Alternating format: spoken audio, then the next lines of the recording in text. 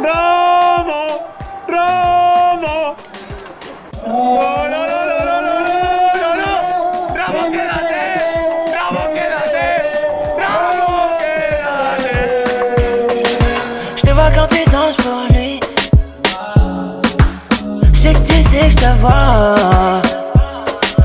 Hello à tous, ravi de vous retrouver dans la quotidienne. Et oui, les supporters madrilènes sont en campagne pour tenter de garder Sergio Ramos à la Maison Blanche. Ils sont allés l'encourager pendant l'entraînement du Real, quitte à en faire un peu trop, mais en plein hiver, ça a au moins le mérite de réchauffer le cœur du défenseur.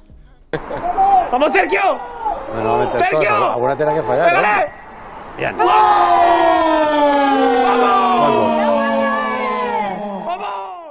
En France, c'est le jour J ce soir, c'est le trophée des champions PSG OM. Les Marseillais sont arrivés, non pas à Lens, mais à Lille.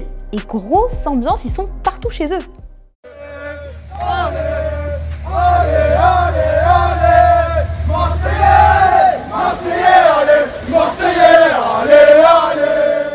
Ouais, ça a craqué du fumier pour l'OM avec la recrue Lirola ce soir dans le groupe, mais sans Kevin Strootman. Il s'est fait la malle, le milieu de terrain. Il est arrivé au Genoa en prêt. Il s'y est annoncé lui-même dans la nuit, bien arrivé en Italie. Et comme on dit, arrivederci. Et en parlant d'Italie, Marco Verratti, il a planté le décor pour ce soir. Moi je pense qu'on doit penser à jouer au football, à faire ce qu'on doit faire. On sait qu'il y a un trophée important à chercher, on sait que c'est contre Marseille, ça veut dire que ça vaut un peu double. Il est remonté à bloc, le milieu de terrain, il nous a même fait la promo de son coach Mauricio Pochettino, un poil faillot. C'est le coach, il est très intelligent, il était un ex-joueur, il sait que c'est très difficile de changer tout en semaine, c'est pour ça qu'il est très intelligent pour ça, il est très à disposition, il écoute aussi beaucoup nos joueurs. Et j'en profite pour vous poser la question du jour. Est-ce que ce choc PSG-OM a repris de la valeur selon vous? C'est vrai que ces dernières années, c'était un petit peu plus prévisible en termes de résultats. Mais là, avec la dernière victoire de l'OM, ça a repris peut-être un petit peu plus d'intérêt. Vous regardez le trophée des champions, vous nous répondez et nous demain, on sélectionnera 2 commentaires. Allez, on ouvre notre page football vrai, on file au Qatar. Al Sadd s'est payé Al Douaï, succès 3-1 et un homme, Bagdad Bounedjah, auteur des 3 buts très différents les uns des autres. Al Sadd est mené 1-0, le mec est accroché dans la surface et nous sort ça. Sur le deuxième, il se montre opportuniste et hop là, coucou, je vous ai bien eu. Et puis une jolie frappe serein pour bien terminer.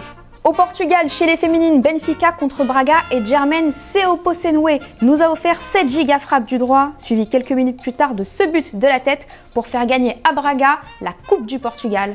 Ça régale.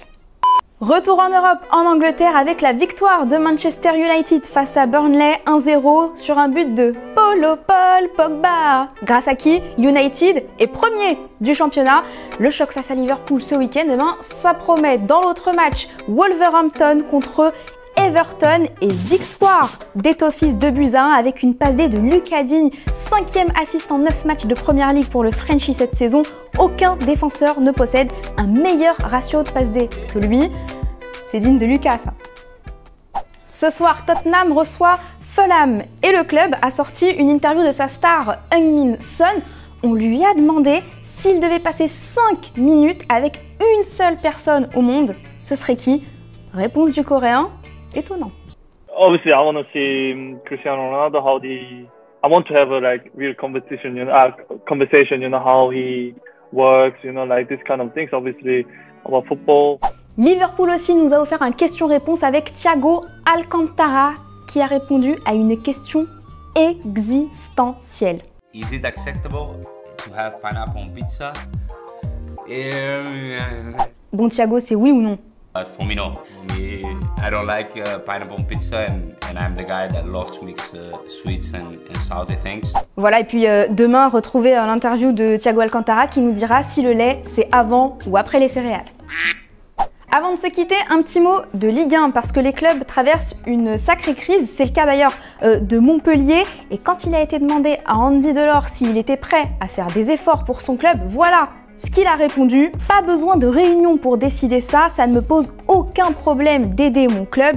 Et en plein mercato, il a surtout éteint toutes les rumeurs de départ en français comme en arabe. Il est chez lui au MHSC, il nada más.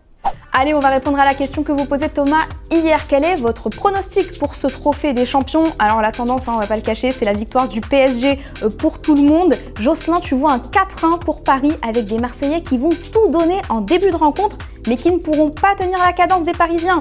Oméga, tu vas dans le même sens, 3-0 pour le PSG, un but en première période et les deux autres ensuite. Tu donnes même les buteurs avec Keane, Di Maria et Neymar. Toi, quand clash en revanche, tu sens qu'il va quand même y avoir un but de l'OM avec Benedetto ou Payet avec une victoire parisienne et seulement 1 ou 2 buts d'écart.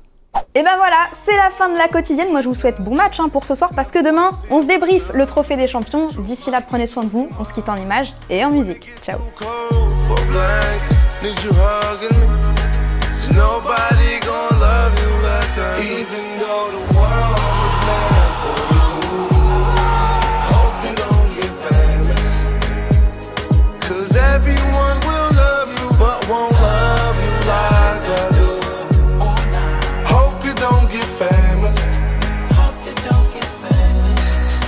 Et si tu veux en voir plus, t'as juste à cliquer ici, ouais, là, ou bien juste là. Et surtout, oublie pas de t'abonner. C'est ici et c'est gratuit.